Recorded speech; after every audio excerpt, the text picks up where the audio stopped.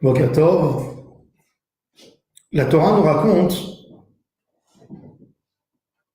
que dans les deux enfants que Yitzhak avait, il savait qu'il allait transmettre la beracha qu'il a reçue de son papa à un seul enfant et pas à deux.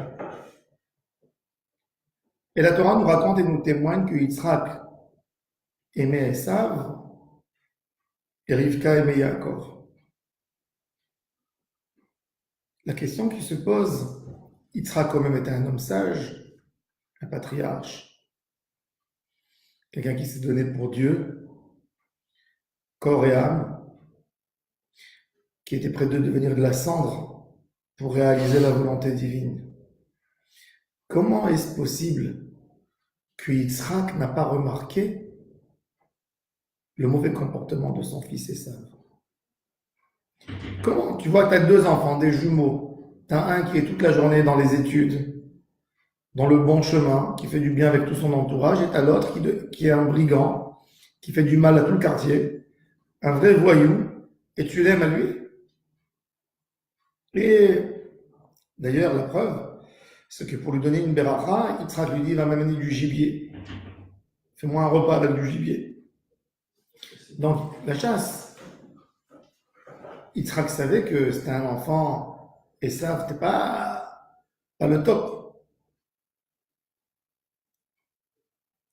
On va essayer d'expliquer. D'après la Kabbalah, on nous explique, les maîtres de la Kabbale nous expliquent un peu cette histoire. Alors, cette histoire de Yitzhak, de cet amour avec Esav, n'est pas liée à ce moment. Elle est beaucoup plus bien avant. L'histoire remonte à la naissance d'Abraham. Il est écrit dans le Midrash que la maman d'Abraham, avant qu'elle ait tombé enceinte, elle va chez son mari et lui dit, j'ai fait un rêve, j'arrête pas de rêver, quelques nuits, que j'ai une étoile qui sort de moi, et cette étoile avale toutes les autres étoiles à côté. Et son mari lui dit, certainement on va avoir un enfant qui va provoquer des grandes guerres dans le monde, qui va essayer de casser tout l'ordre qu'on a dans ce monde. Et Terach, le papa d'Abraham, même qu'à l'époque, même les goïms faisaient attention de ne pas s'approcher d'une femme au moment où elle a ses règles, il s'approchait de sa femme. On voit que même les non-juifs faisaient très attention dans ça. On voit ça, cette histoire avec Lavan, quand Yaakov quitte la maison de Lavan, euh, Rivka lui vole ses idoles, ses statues, etc. Et il court pour chercher les statues, et quand il rentre dans la tente de Rachel, il lui dit, lève-toi, je vais faire la fouille. Et Rachel lui dit, papa, je ne peux pas me lever, je suis dans les moments de mes règles, je ne peux pas. Donc il honore tout de suite, il sort. Et la maman d'Abraham, Amklai, tombe enceinte. Abraham. Quand Abraham vient dans le monde, il a beaucoup de difficultés. Son âme est très perturbée par la faute de son papa. Et il a besoin d'enlever cette partie impure qui lui est collée dans son âme. C'est pour ça que Akadosh Baruch Hu donne l'ordre à Abraham Avinu de faire la circoncision, que quand il a écarté déjà cette impureté de lui, il est parti, il a épousé Agar. Il a eu de Agar Ishmaël. Qu'après Dieu lui donne l'ordre de la Mila. Ishmaël a pris avec lui cette tâche. Parce qu'Ishmaël ne voulait pas faire une réparation, donc forcément qu'il a prise avec lui cette tâche. Yitzhak était censé un être pur. Mais chez Yitzhak aussi, il y a eu quelque chose quand même. Et cette partie est partie chez son fils Esav. Il avait des jumeaux. Yitzhak avait des jumeaux, Yaakov et Esav. Cette partie que de cette tâche que Yitzhak portait sur lui, elle est partie dans Esav. Yitzhak a vu en Esav comme quelqu'un qui l'a réparé. Il a compris que sa réparation dépendait de Esav. C'est ce que Kadosh Baruch Hu dit à Rivka, Ul'om mil'om ye'ematz. Toute la force de Yaakov viendra du fait que Esav va prendre la tâche de son père. Va prendre cette mauvaise chose sur lui. Esav, c'est pas que Dieu lui a collé quelque chose de sale et qu'il avait un mauvais destin, puisque Esav pouvait réparer plus que Yaakov. Esav s'appelle Esav parce que c'est du sens assoui, il est déjà fait. Si Esav aurait fait Teshuvah, il aurait fait le tikkun de son papa.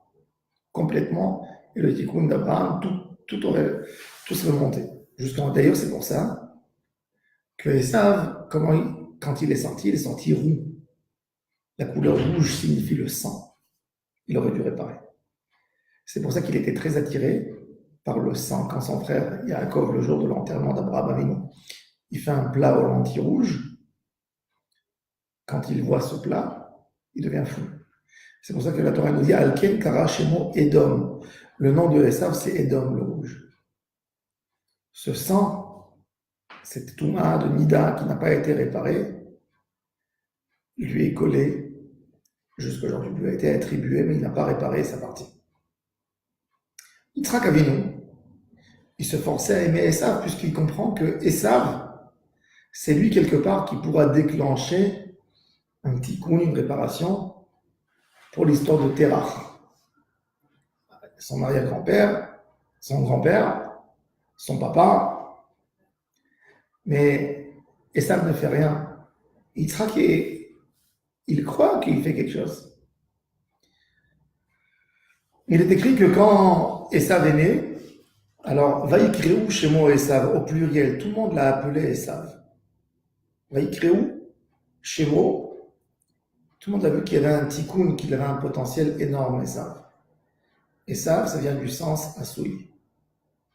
Par contre, Yaakov, quand il est né, il est écrit au langage du singulier. Vaïkra, chez moi Yaakov. Vaïkra, qui c'est qui l'a appelé? Qui a donné à Yaakov son nom Yaakov? Rachid nous dit, pourquoi là c'est Vaïkréou au pluriel et là c'est au singulier? Vaïkra, Dieu a nommé Yaakov par ce nom, Yaakov. Dieu. Bon, on continue dans l'histoire. Esav et Yaakov ont grandi, et Esav qui s'apprête à transmettre la beracha de son papa, Yitzhak qui veut transmettre la beracha de son papa, à qui va la transmettre? À Esav, son fils.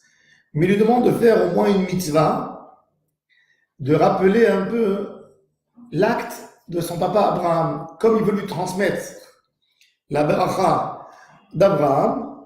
Alors Yitzhak exige de Esav de faire une mitzvah comme Abraham, une sorte de Achnasat Ochrim, d'héberger quelqu'un, lui amener à manger. Donc il lui dit, je suis vieux, je ne sais pas le jour de ma mort, je suis triste, je veux que tu me fasses un plaisir avec un bon repas. Pour avoir la bénédiction d'Abraham, il faut que tu fasses le geste qu'Abraham faisait. Esav va chercher du gibier ce jour, va faire la chasse, il cherche du gibier. Et il ne trouve pas de gibier dans la forêt. Qu'est-ce qu'il fait? Il voit que son voisin, qui a 2 chiens, n'est pas là. Il rentre dans la cour, il tue les chiens.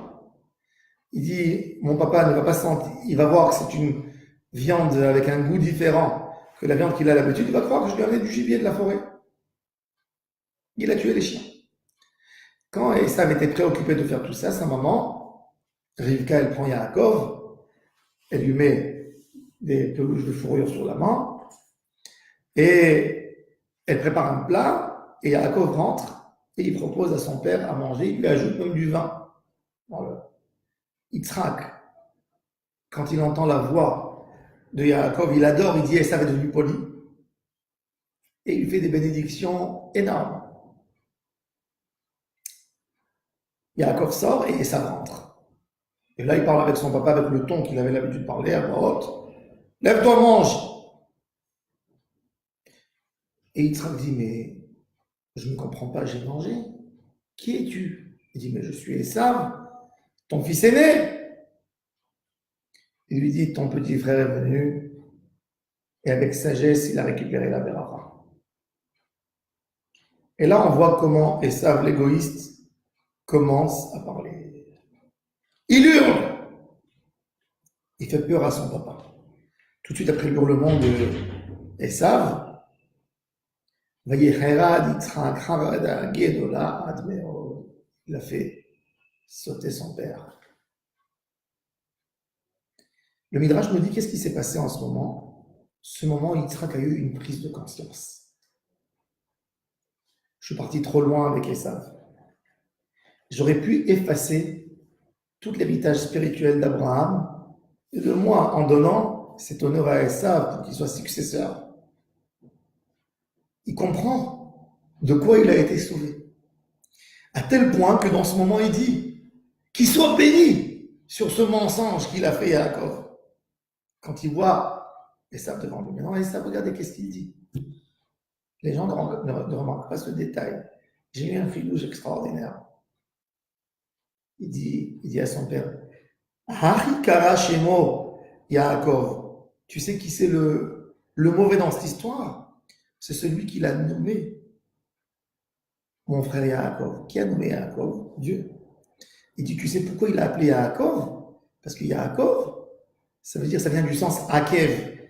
Il m'a doublé 2 fois. C'est pour ça que Dieu lui a donné ce nom. C'est-à-dire qu'il parle contre Dieu maintenant. Il ne parle même pas contre Yitzhak.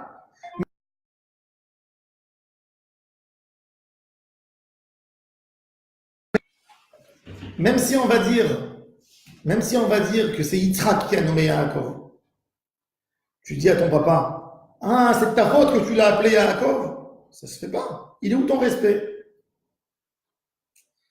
Et là, Yitzhak comprend à quel point Esav a été dégradé. Il n'y a plus aucun tikkun.